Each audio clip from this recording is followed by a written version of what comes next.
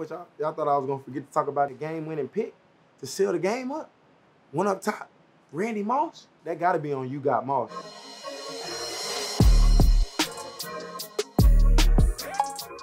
I told y'all, Shake Back gonna be legendary. And this just one chapter. This just another chapter of the Shake Back. Welcome to week 2 of Straight Off the Press with Jalen Ramsey and Uninterrupted, man. We shook back, for sure. Finally, I ain't gonna say finally, because it's only week 2, but I get to come to y'all straight after a game, after a win, instead of after an L. So, man, we had a bounce-back win today against the Atlanta Falcons. It was a big win for us. A lot of guys bounced back and played well, who had uncharacteristic games last week. So, man, I'm excited to give y'all, a little extended show this week. I'm going to have a little special guest come in a minute. But before that, man, let's talk about the game a little bit, and then let's talk about a couple of the games around the league. This time I get to talk to y'all about games around the league. We get to talk about some other stars around the league. We get to talk about some hot topics. We talk about it all. Let's get straight to it, man. We had a bounce-back win. We beat the Atlanta Falcons 31-27 today.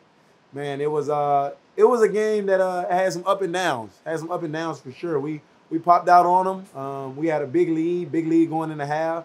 Second half, we came out a little stagnant. A couple turnovers happened here or there. Some uncharacteristic things happened. So we kind of defeated the odds today. If you want to talk about it, man, they had some big time turnovers. They had some touchdowns from a special team standpoint. And man, we were still able to have a win, man. It was an ugly win, but it was a good win at the end of the day. We always gonna take a win. So now we done tied it up. We 1-1. You know what I mean? And we just gonna try to keep it rolling from this point on.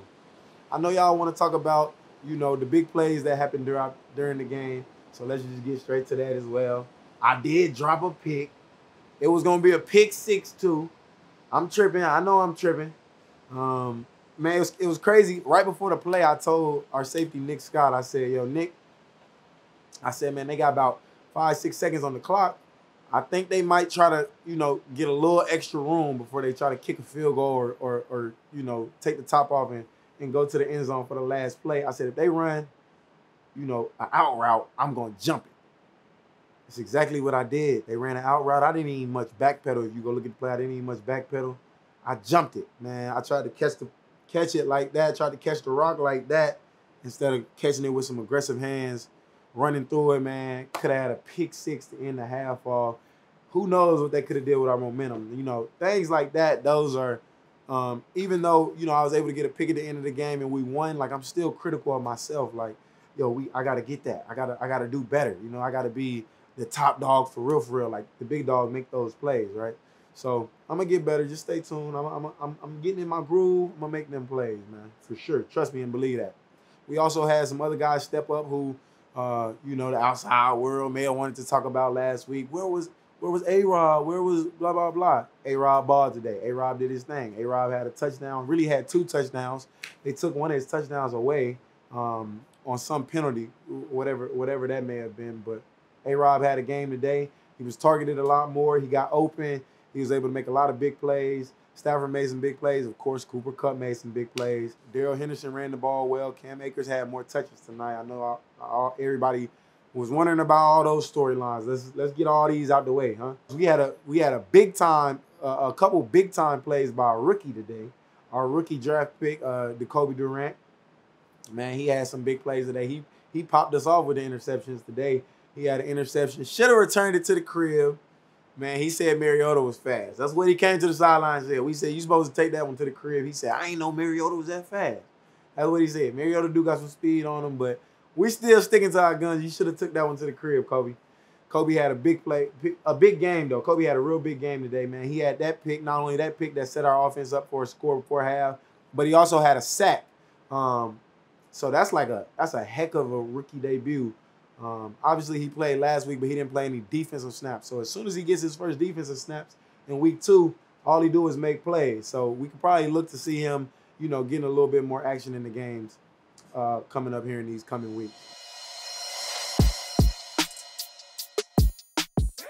So that was it really for the Rams game this week. We had some big plays. We had some not so good plays. But, man, all that matters is the win. We got the win at the end of the day, no matter how ugly it was. We're going to clean up whatever we got to clean up, and hopefully we keep it rolling from here. Next week we go to Arizona. That's a division game. That's always a big game. So we got to get ready for that one as well. We're going to enjoy this moment, but then we're going to, for about 24 hours, and then we're going to change our minds and flip our minds and go on to the next week. Man, around the league, we got storyline on storyline on storyline this week, man. We can talk about the Ravens-Dolphins game, man, where you see Lamar, 100+ rushing, 100+ passing. I think he passed Michael Vick now for most 100-yard rushing games. He crazy. I don't know how in the world Lamar ain't got whatever contract he want. I mean, I'm just saying, if I was an NFL GM, NFL owner, whatever, whoever, I'm handing Lamar a check. I'm saying, what is going to take? What is going to take, Lamar? Because he a monster out there. I mean, he was the youngest MVP in the league ever. I mean, he's been dominant year after year after year. I mean, especially when they've been healthy. I mean, when he's been healthy, he's been the leader of their team. He's been doing it all. People doubted him from the jump, said he was a running back. Man, he's doing it all. He's throwing the football, running the football. He's just being a complete leader of their team. And it's crazy that he might not even be getting most of the pub for that game, because Tua went crazy in the fourth quarter. It was times in the game where they was up 20+. I thought the game was over. Apparently, I get back in the locker room after our game. I'm checking up on all the games. Apparently, Tua goes crazy in the fourth quarter. Tua had 4 touchdowns in the fourth quarter alone. That made 6 for the whole game. 6 touchdowns the whole game. His 2 star receivers, Jalen Waddle, Tyreek Hill, they went crazy. They both had touchdowns over 100 yards. They went crazy, man. That Ravens-Dolphins game was probably a game that a lot of people weren't expecting to go that way. In the first half, I know, especially when we were in the locker room, still able to look at the game before our games, it didn't seem that the game was going to go that way, but it did, man. The NFL is hard. Every team has elite players. Every team is good. So, man, you see games like that, and you like, man, that's why I'm so grateful for our game and being happy that we got to win no matter how ugly it was, because it's hard in the NFL. I can assure you that it is. Another storyline, I know y'all probably going to love this one. I love this one, really. This is my favorite one right here. You had the Saints versus the Bucks, and they had a fight. Come on. They had a fight. Yes, sir. Receiver and cornerback matchups, especially when it's 2 of the best in the business doing it. I mean, you got Mike Evans. You got Marshawn Lattimore. Well, I got a lot of respect for both of those guys. They play each other 2 times a year. Every single year. They've always been in the same division since Marshawn's been in the league. Marshawn has had some success against him. Mike has had some success against Marshawn as well. I love seeing just that battle in general. But, man, them 2 teams, they like rivals for real. They hate each other. Man, the Bucks, they always struggle playing the Saints, it seems. It seems like the Saints always have their number somehow, some way. But all I know is today the Bucks did win, but who y'all think won the fight? Who y'all think won the fight? We had Marshawn talking shit to Tom Brady. My dog Leonard Fournette, who I was with in Jacksonville, talking shit to Marshawn. You got Mike Evans coming off from the sideline, trying to shove Marshawn. Then you got a whole little scuffle. We ain't really gonna say no fight. It's never really a fight, because we got pads on and all that. But it was a big time scuffle today. And honestly, man, that lets you know football back. Like, football is back. That fierce, that competitiveness, it's back. You know what I mean? And in those situations, I'll give y'all my real analysis on it. You know what I mean? My real look on it is, Marshawn a dog. Marshawn a dog. That's what makes him great. That's what makes him a great defensive back. It makes him a great corner. He a dog. He got that dog in him. He don't care if you Tom Brady, the greatest to put it on. He don't care if you a rookie. He don't care who you are. He a dog. He gonna talk his shit. Gonna say whatever he want to say. You talking back with him? Let's go then. We just gonna go. Oh, and then you put your hands on him. You push him. He gonna get the last shove. He gonna get his last shove. And at the same time, and you got Leonard Fournette, who I know is a dog. I was in Jacksonville with him. I know Leonard Fournette a dog. And then Brady, you don't become this great without being a dog. And then you got Mike Evans protecting his quarterback. Like, it was the perfect storm for that little scuffle. But really, I might be biased, and I hate this part about it, because they're gonna get fined, all that stuff. I think that's lame. I don't like none of that, but I don't like taking the money out of their pockets. And truthfully, I don't think none of them was wrong. I mean, that's what they had to do in that moment. Marshawn a dog, he gonna stand up for himself. You push me, I'm gonna push you back, whatever the case may be. Oh, if I'm Mike and you talking shit to my quarterback and you in my quarterback face, I'm gonna protect my quarterback. It's Tom Brady. Like, what you want me to do? So I don't necessarily think any of them was wrong. I think they'll all learn from it, obviously, and try to keep cool and calmer heads during the game. But yo, football back. This football, like, y'all love it. I love it. Like, it's fierce. This is what this game about, right? So it's gonna happen. It's gonna happen sometimes. Anyway, Tampa Bay ended up having a good game. They end up beating the Saints. I think like the first time in the regular season that Tom Brady has beat him. I could be wrong. I don't think so, but I think it's like the first time Tom Brady has beat them in the regular season. So that's you know, you can consider that another win on top of, you know, just the win in itself. Another storyline, man. What we got? We got Trey Lance getting injured, and this is something that I hate. This is the part about the game that I unfortunately, you know, I hate this part of the game. There's so much to love about this game of football, but injuries are not one thing that you love. It's a part of the game. You know, you just got to go with it. But seeing this guy get his opportunity this year, the franchise, they have continuously, you know, put the whole franchise behind him, gave him their vote of confidence, let him know that he's going to be our guy this year. And to see him get injured like this in week 2, man, that sucks. But if you think about it, I guess keeping Jimmy G was the very smart decision for him. And so I guess Jimmy G came in after Trey Lance got hurt and carted off in the first half. And Jimmy G, he had a good performance. Almost 200 yards, if I'm not mistaken, a couple touchdowns, led them to their first win of the season as well in their home opener. So as we'll definitely be praying for Trey Lance. Hopefully he has a speedy recovery. You never want to see those type of injuries, but you know, it's all a part of the game. And I guess you know, from whoever was happy that it was Trey era starting, or whoever really wanted Jimmy back, you know, I guess you got a little bit of each, and now Jimmy gets his time to show that, you know, I'm still that guy, I'm still that quarterback, because the opportunity is now presenting itself again for Jimmy G. Other storylines, I mean, we can keep going with the storylines. NFL back, y'all. I mean, don't y'all feel it? I know I feel it. NFL back, man. We got what else we had? We had the Jets and the Browns today. And the Browns have been looking good. Even without Deshaun Watson right now, Jacoby Brissett has been doing well. He's been leading the team.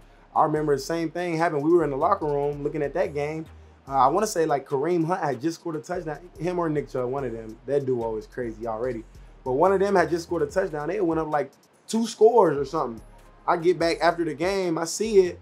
And the Jets got their first win of the season. The Jets come back, I guess, with like a minute and 30-something left on the clock to beat the Browns. Had a good comeback victory. And then you had another comeback victory with the Cardinals. So during the game, obviously, I don't know if you're a fan and you go to the games, they give updates throughout the game. They give updates during timeouts, TV timeouts, just breaks, intermissions, whatever it may be. So they was giving updates, and I remember seeing at one point in the second half of our game, I remember seeing their game at like 20-3. I remember seeing that Vegas was beating them by double digits in the second half. And then all I know is Kyler Murray. I come to find out Kyler Murray throws a touchdown, 2-point conversion with no time left. They go into overtime, and they went on a fumble recovery for a touchdown. Byron Murphy took it all the way to the crib, to the apartments, for a touchdown. Man, that's who we play next week. So I'm sure they juiced up. They last play of the game was a touchdown to win the game. I'm sure they juiced up. I saw them throwing their helmets off. They turned up, they hyped, and that's who we got next week. So they're going to be hyped. We're going to be hyped. Both coming off wins, our first wins of the season.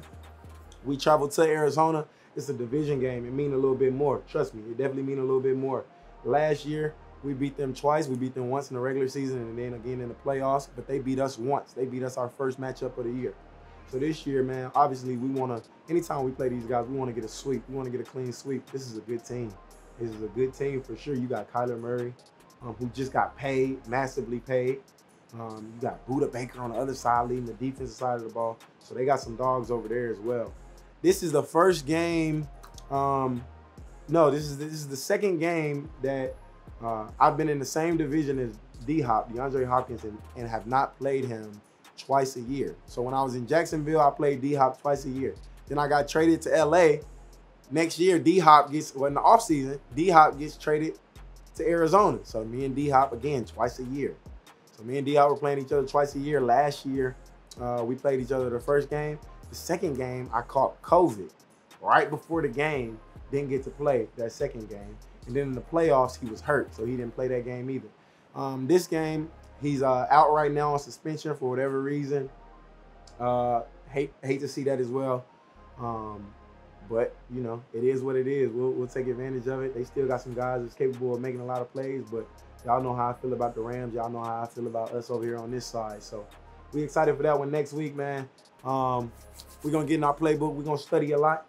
Hope they're doing the same thing. We got 2 Monday Night Football games. We got the Titans versus the Bills. The Titans have had the Bills' number for the past 2 games. It's been good games. It's been close games, but the Titans have had their number. But we know the Bills are hot. The Bills handed us our first L of the season. We're not even talking about that, though. We're talking about Monday Night Football game. Who going to bring it? We're going to see. The Titans need to bounce back from their L last week. And the Bills, they trying to keep it rolling and show that they are that team that everybody is talking about, right? And then you got the Vikings versus the Eagles, both coming off good wins. So somebody will be leaving undefeated and somebody won't. Man, let's talk about that matchup. That's the one I'm really more interested in, if I'm being honest with y'all. Y'all know why. Because you got the DBs against the receivers. You got Philly DBs. You got Darius Slay. He locking it down. He's making plays. He had a great year last year. Starting off this year good. James Bradbury started off the year good. Had a pick 6 last week. But you got that boy over there in Minnesota, Justin Jefferson, Mr. Gritty himself. Justin Jefferson over there. So I can't wait to see that one. Also on the flip side, I can't wait to see A.J. Brown. He going crazy. He went crazy in week 1. I want to see what he's going to do in week 2 with his new team and with his new quarterback. So as I end my recap of week 2 of the NFL, just like I ended the game out there today, which y'all thought I was going to forget to talk about the game-winning pick to seal the game up. One up top, Randy Moss. That gotta be on You Got Moss. Y'all know I watched that. Everybody else watched it on ESPN. It gotta be on there. I needed it. Trust me. At halftime, man, all DBs that was on my head, man, that's a pick 6. I told them, don't worry, don't fret, don't even think about it. It's gonna come back to me. And look at God. God gave it to me. Gave me the opportunity, man. I was able to go up and make a big play for the team to wrap up this week and luckily get us back even 1-1. I saw an opportunity and I had to go seize it. I had to turn into a receiver in essence, if we being honest. We were in a zone call. It was a great call by Coach Ra. Man, I had zone eyes. I was able to key the quarterback. I was actually able to key the receiver and quarterback at the same time through peripheral vision. I maintained my zone. As soon as the ball left his hands, all I was thinking about was go make a play. And I turned into the receiver when the ball was in the air. And I thought about it in my head like, yo, I gotta get this for the team. I gotta get this for my dogs. I said I was gonna get one. I owe them one, so let me go get it. And that was really it. That's what happened. But it seems like it may have been a big play, and that's what me and my family friends, that's what we talk about. Like, big players make big plays in big time moments and big time games. And I felt like it was that, right? But for me, it was also a routine play. You know what I mean? Because that's the type of things that, like, I practice that type of stuff. You can ask any one of my teammates. I had a pick like that in practice this same week. So that's like my preparation, turning over the game reality. And that's really what happened. I was just glad I was able to make that play. So now I'm here with Pasadena's own, Michigan's own, David Long Jr. We just call him D-Lo around the facility. You know what I mean? Starting corner for the LA Rams, out there with me, locking it down, strapping it up. So, and I say Pasadena's own because I know every time we be messing with you, like, are you from LA, yada, yada, yada, you always correct us. You be like, no, I'm from Pasadena. Nah, for sure. So, you feel me? That means something to you. What that mean to you? Like, that you specifically say, like, no, I'm from Pasadena. Like, I think it's just a big distinction. LA County is real big. You know, we within LA County, but everybody got their own different cultures. You got Inglewood, other areas of South Central, you got Long Beach. And from outside in, it's all LA, but when you hear, like, everybody got their own culture. So I embrace where I'm from. I don't just loop it in with LA because, I'm not LA. Like, I'm not from LA. I don't have no, real ties. I'm rooted in Pasadena, so it's big for me to put that stamp and, carry the city on my back in essence. For sure, man. You definitely doing that. You definitely carrying the city on your back. Even though you from Pasadena, like, what did it mean to you? Obviously, you went to Michigan, like your journey, you from Pasadena, then you ended up going to Michigan. What made you go to Michigan? Man, it was a whole lot that went into that. I actually had some family in Detroit, and, I feel like it just came down to the schools out here wasn't doing what I guess I expected them to be. Like SC was kind of falling off, UCLA wasn't good, and I just wanted to take a step in my, I guess mature a little bit more and leave California. And I thought that was the best fit for me. Some schools I felt like I would have been going just for a coach, but with the staff at Michigan and Harbaugh, I felt like they would have got me pro ready as far as like off the field, my schedule, and just mentally. And then I just wanted to experience something new. I had never seen snow. I had never been around into that, so I just wanted to go experience something new. I'm like, shoot, I only been here 3-4 years, so I feel like it'll help me develop, off the field. You just mature being on my own. So I matured in ways I really wouldn't have matured had I stayed here in California or something. Yo, that's crazy. You ain't never see snow until you went to Michigan? Nah. So what was your first time like seeing snow? First we played Indiana, field covered in snow. First snow is like beautiful. I like all the seasons. Getting spring, fall, winter, all that, summer. And, it was just crazy to me, like, having winter clothes. Like in California, I wore shorts and shirts, and it didn't matter. You just throw on a hoodie. But out there, people got Timberlands, and they kind of changed their wardrobe when it gets colder. So you could see me walking through Ann Arbor with shorts and Vans on, and people, bundled up. So it was crazy. Just that first snow, all that was just like, I feel like it made me be an adult more, like even in lifts, winter workouts, I got to wake up 30 minutes earlier to get snow and stuff off my car. So just stuff like that, I guess I had experienced. But overall, it was a good experience for me. That's dope, man. I know obviously Florida State, we on top right now. We undefeated. We on top of the world right now. But you went to, and I feel like Florida State got the best tradition. Like it was the best college that I could have went to. But you went to Michigan. Michigan got like a lot of tradition. Like, Big Blue, like big games against, like you said, Ohio State. I mean, y'all even got big games against all the other teams in the Big Ten. Yeah. Like, what was that environment like? What was that like experience like? Because I never even got to experience that. I don't even know if I played a Big Ten team. Yeah, so that was like one of the reasons that drew me in. Like my official visit, Michigan State game. It was a game in 2015. They lost on the block punt. So like I had never really been in an environment like that in terms of like football. Like SC had their heyday, early 2000s, but I was young to really feel the environment, what was going around in the city and the stadium. So, going and taking my officials out to the Midwest and even some schools down south, I'm like, this is what I want to be a part of. Like, I'm going to games in the Pac-12, and sometimes, you get a turnout, sometimes you don't. Yeah. But, like, every week we sell out 110,000. Crazy. And, like, I feel like being in that environment was something I wanted to do is, like, if I feel like I want to go play in the league and play next level, I want to put myself in the most hectic, chaotic, competitive environment. I guess playing on that stage got me ready mentally in the league. Like I always say, my first college game, I was way more nervous than my first league game. I went from playing in front of, 600 people to 110,000. Yeah. So it's like, as a 17-year-old, like I said, I had to mature. Like, all right, get my mind right. How do I prep myself? How do I get my nerves down? How do I lock in? So when I got to the league, it was like, all right, get in there playing calm because I'm used to just being in these hectic environments. For sure. Going back to talking about Pasadena a little bit. Yeah. So we know, the Rams just came to LA probably like, 3 years before you got drafted? Yeah. Right? They just came back to LA. 2-3 years, yep. So did you have any idea, going through the whole draft process, going through interviews, meeting with teams, did you meet with the Rams? Did you have any idea that, I could potentially, in essence, Pasadena, but I could, in essence, be going back home playing for my hometown team? So, I talked with my agent, and he do it with all his athletes, and they rank the teams, 1 through 32, or where they think they're gonna go. And if I'm mistaken, I had the Rams at the bottom of my 32, just because the situation they had. Marcus Peters, Akeem Talib, Roby, Troy Hill was still here. He was kind of in the spot scooting, you feel me? And we just had a lot of guys, and so they actually brought me on a visit, and I talked with Wade, I talked with AP. But realistically, I didn't think I was going to come here. But I did have a connection with the Rams beforehand. When the Rams moved out here, I was my senior year, and Les Snead, his son, was coming to my school. Okay. And we had a short conversation, like maybe 15, 20 minutes. And really, I was just picking his brain about football, like asking like how to build a franchise, just seeing what they thinking on the other side. You and Les Snead? Yeah. When you was a senior in high school? Yeah, senior high school. I didn't think none of it. You feel me? That's crazy, though. And so we in the coach's office just chopping it up. My Coach Sanders, he like, this is general manager for the Rams. Chop it up with him. So we just asking questions. He talking about like building a franchise, you got to have a running back. At that time, they had just got TG.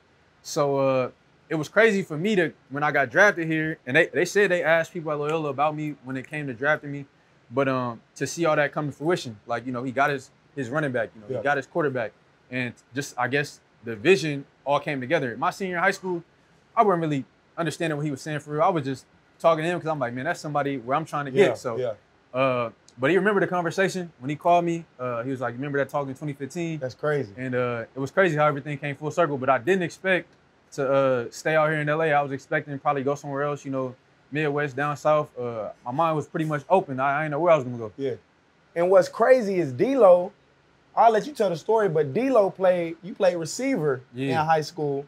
And then Coach Sanders is the one who eventually changed your mind and was like, man, you should give corner a try. How did that whole conversation go? Yeah, so, growing up, I just always been offensive minded. You feel me? Like Reggie Bush, everybody want to run the ball, have the ball in their hand, like make plays.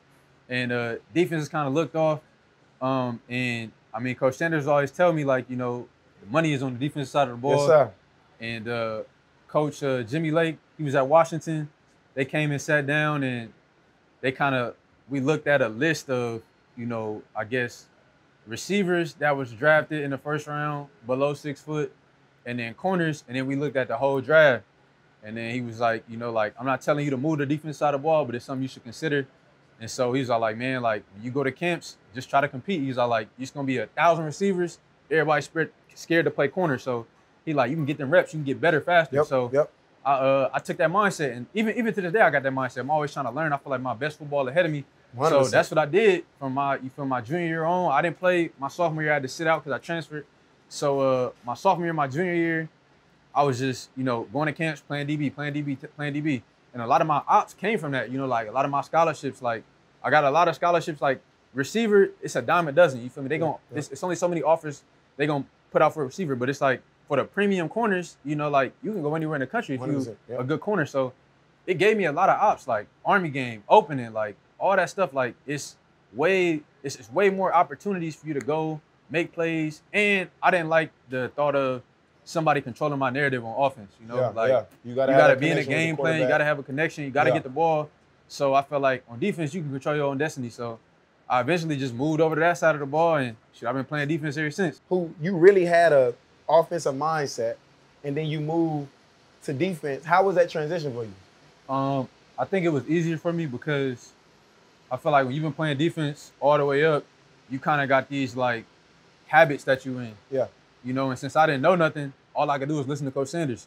Like when I make a mistake, he like, all right, do this. So it was easy for me to take something out of my game and put it in my game. Like, all right, this is what I need to be doing. Like, rather than somebody who's been playing corner for 10 years, it's like somebody trying to coach you. It's like, I've been doing it this way. Yeah. So and it worked like, and it worked for me. So like, I was just, all right, I guess my learning curve was accelerated because it was easy for me to pick up stuff because I wasn't like used to doing nothing. And then I was just competing early on, like Coach Sanders just put me in the boundary, tell me lock up, and then, you feel me, everything go away. And then as I got to college, it was a little bit more like, all right, like seeing the coverages, seeing formations, like, so everything was kind of, I guess, a learning curve, but it wasn't difficult for me, like I said, because I didn't have any prior knowledge. Like I wasn't leaning on something like, oh, this is comfortable. So you was like a baby in essence. Like I'm going to learn from ground zero. Exactly. And so it was fun to me because I felt like every day I was trying to, and I still feel like that about DB. Like every day I'm trying to learn something, add something to my game. So I guess the learning curve itself wasn't an issue. Like it wasn't hard for me to go from offense to defense. And then I could also take some of the stuff I had on offense, like knowing like, all right, why splits, what I'm getting. Or like, how I would play this, or like what this look, what would I be thinking on offense, and like just stuff like that was able to help me.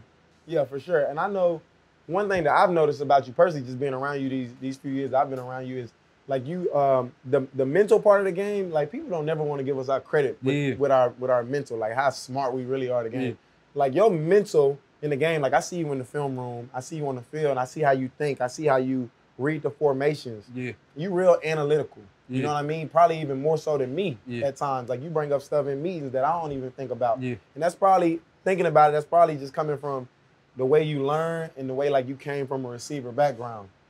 So that's one thing. And then I also see like the way you do your techniques is like I'm basically who you was describing. Like at times we'll be going over a technique, and I'm like, man, I don't know. Like I'm used to doing it a little bit different. I'm gonna do it my way. I'm gonna win my way a little bit. Yeah. But then you on the technique, like you'll take every single little technique exactly how Coach said, and you'll try to master it. Like you a technician for real, for real. And so yeah, I mean, I feel like that, and especially in the league, I feel like it's so difficult for us to make plays. You know, they making it an offensive league. Yeah. When I think about it like that, I try and give myself every edge. You know, like where can I get a look to give me an edge on a play where I can get there a little bit quicker. Yeah. Especially in calls where you know how it is. Like you like at corner, we covering everything on this call. So it's like, all right, how can I allow myself to play a little bit more calmer? And a lot of that stuff I learned my rookie year with like E-Dub and them. Like they like, all right, like you can have some easy downs because coming from Michigan, we man every play. So I'm stressed every play. I feel like I got to be locked in every play.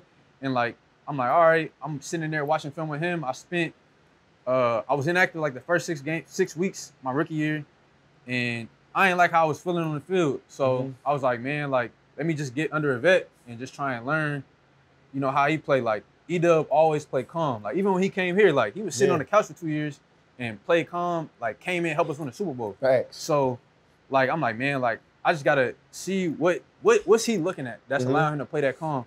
So them 6 weeks, man, I just sat in the film room with him, and sometimes I'll be sitting there, we look at 100 plays and I didn't know what we was looking at. So like I'm just like, all right, like, I'm just trying to get myself in the mind frame of, all right, this is how I get ready for a game. Like watch like what you looking at. And I guess when it clicked for me was we had a Sunday night game, we was playing the Browns, I was inactive, and we was sitting in there watching film. And they had a play with Nick Chubb, and he's like, all right, you know, what did you see on this? And I just happened to be paying attention. I'm like, all right, well, you know, if he take a step back, it's a draw, you know, and not this. And that was probably 2 snaps out of the 150 that we watched. And he wrote a long sentence down. And I'm like, Dub, like, you about to think about that? Like, we got stuff that's holding up 10, 15 plays. Like, that's low percentage. He like, nah, like, I'm going to remember. So we get to the game. You know, it's down in, like, the high red. I think might have been 3rd or 4th down. Big stop in the game. Like, they scored. It's a game at this point. And we was in, like, our old 8-9, like, the run under. He seen him step back, took off, boom, made a play. And, like, I always remember that. I'm like, man, like, he was tapped in on that play. That wasn't his job. That wasn't what he had to do. But, like, he gave himself an op on that play by just being tapped in throughout the week. And like we talk about all the time, being tapped in. Exactly. So from then on, I'm like, man, like, I got to be tapped in on the mental side of it. I'm like, because sometimes, you know, you're going to get situations where it's like, good throw, good catch. Or, you know, there's some freak athletes out there.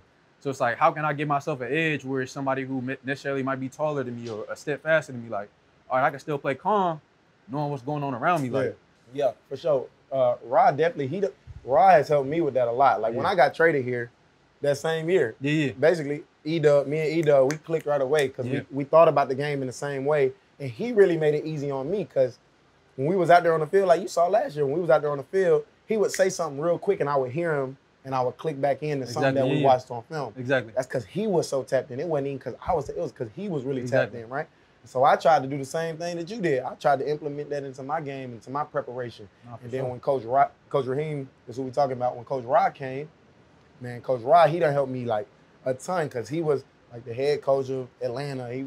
He was He's on the offensive side, He was on the offensive side of the ball. He was receiver coach for, you know, Julio Jones and all them. So he taught me a lot about the game from the offensive standpoint. So that's how I've been able to grow. I just want y'all to see, just like how he explained that, that's how much going to the game for us as DBs. Like people don't really realize, like, yo, the hardest positions in football, you got quarterback and then you got corner. Nah, for sure. I mean, quarterback, corner, and left tackle. Like we the hardest positions in the game. And for sure, I mean, it's just like, it's extremely difficult. And I always say this, to just be there to not make the play. You feel me? Like just to be in the vicinity, like it's so much that goes into that. So like I said, like every advantage I can get, I'm gonna tap in. Like if I see a look, I'm gone. Like I know that, rather than it feel like I'm just trying to play every route.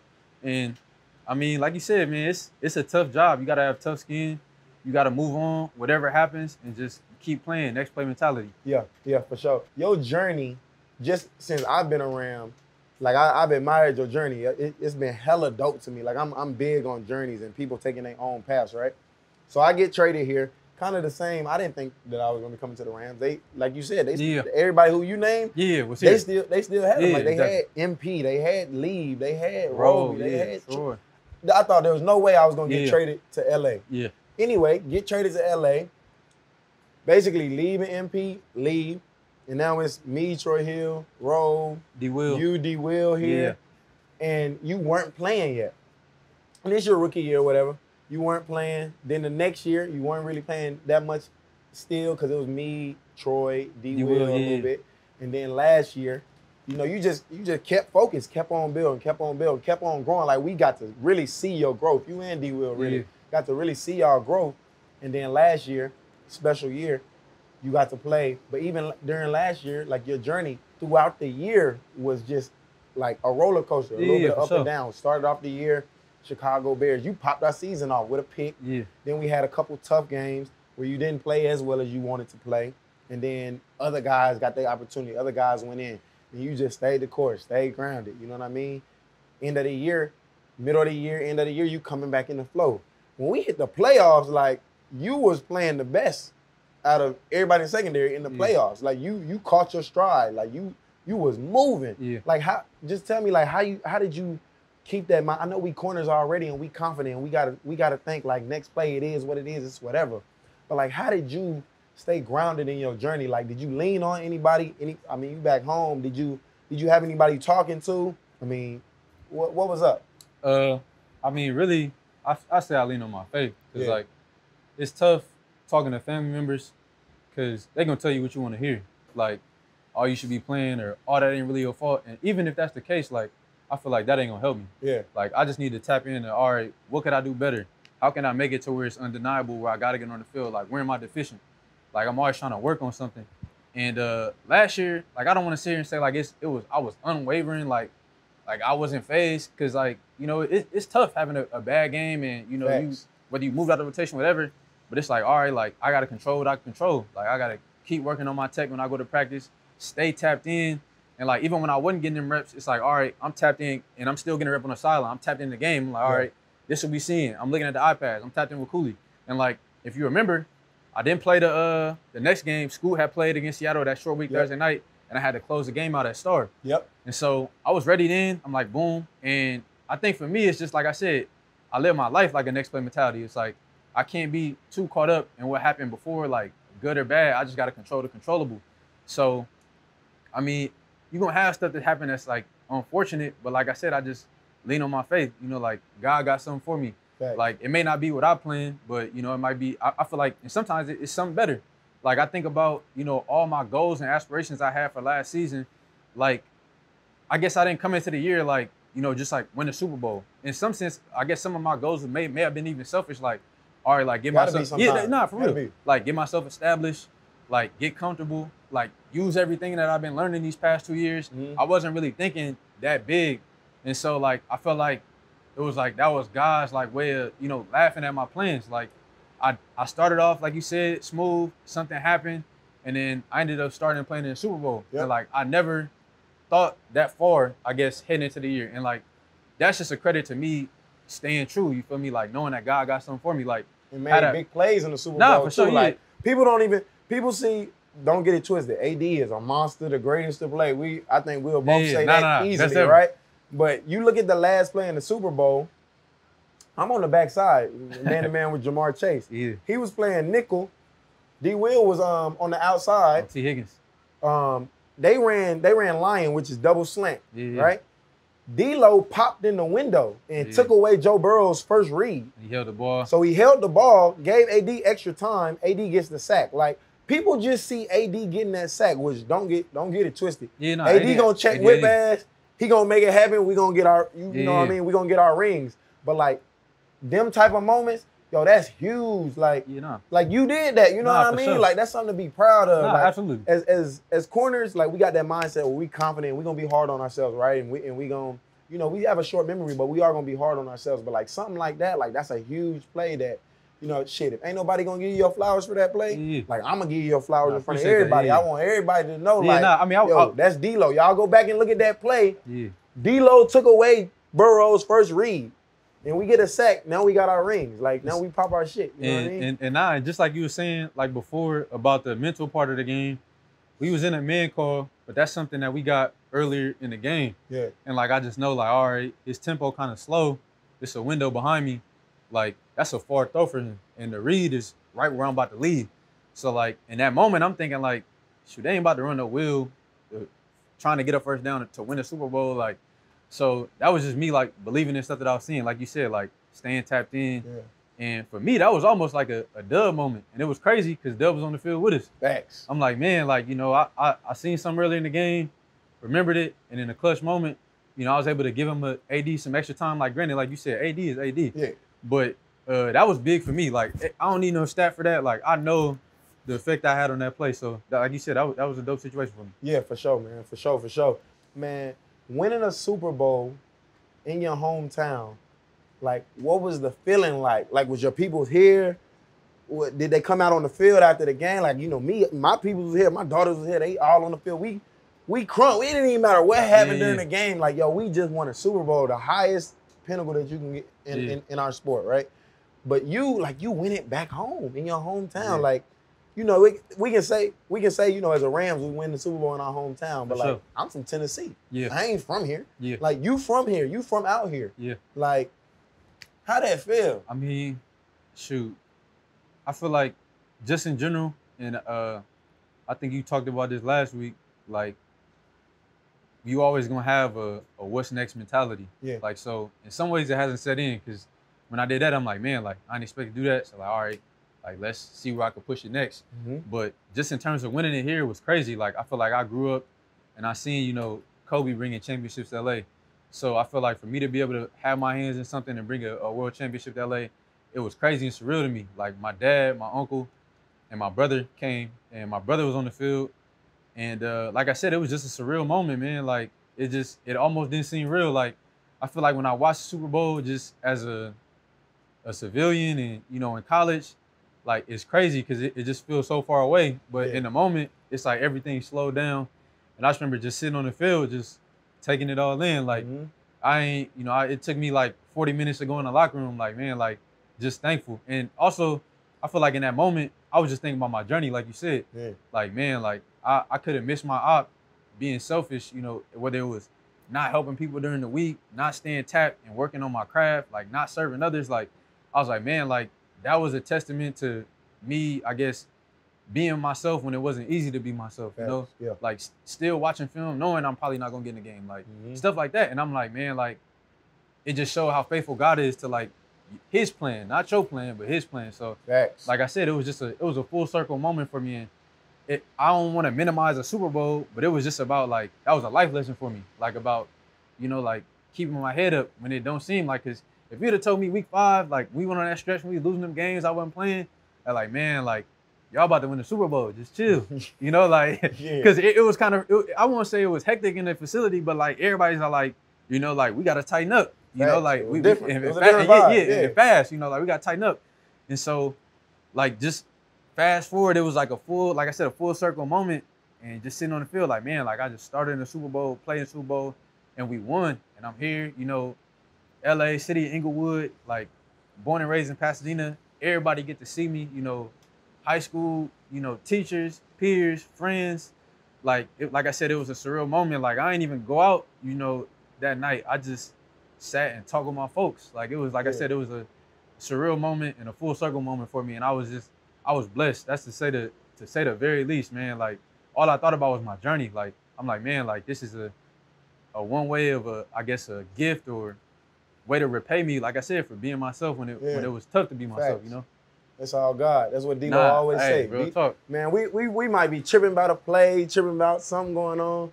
We can always count on D-Lo to come tell us, like, hey, we good. It's all God. Nah, for real. And I mean, you got to think that way. Like, it was rough last week, and some of the stuff happened. It's like, you know, that shit don't never happen, ever. And, like, at a certain point, you got to sit back, because it's like you get so mad because you feel like we control everything. Like, you want to have your hands in everything, and that's what make you so frustrated. Where you like, damn, I feel like I could have, you know. And at a certain point, you got to take a step back. Like, you know, like, if God allowed it to happen, we just got to reset. Boom, move on. It's all God. Like, and like I said, I'm not sitting here saying it's unwavering. Like, you ain't gonna have no emotions towards it, but like at the end of the day, before you go to bed, you got to chalk it up as that. Like, all right, man, you know, what's next? You know, like you can't be caught up in all of that. So, man, like I said, it's just right, like you said, bro, it's all God, bro, in every sense. And then I know you said your pops was with you, your brothers was with you. Like, you talk about family a lot, you talk about your faith. So I know you stand on those things. Like, how was it? Because, you know, I'm from Tennessee. Like, a lot of the times, like, if I'm going out here, if I'm moving around here, I always hit you up like, D-Lo, like, this place good to move. This is good to move here. It's good to move there. Just the dynamic out here is so much different than other places, right? No, like, you got the distractions, you got the Hollywood, you got the stars, all of this, right? But then on the other end, like, you got the gangs, you got the bad things that you could be into. Like, how did you like stay focused and not have none of them distractions in your life? I mean, I say the biggest thing for me is, one, I just wasn't that type of person.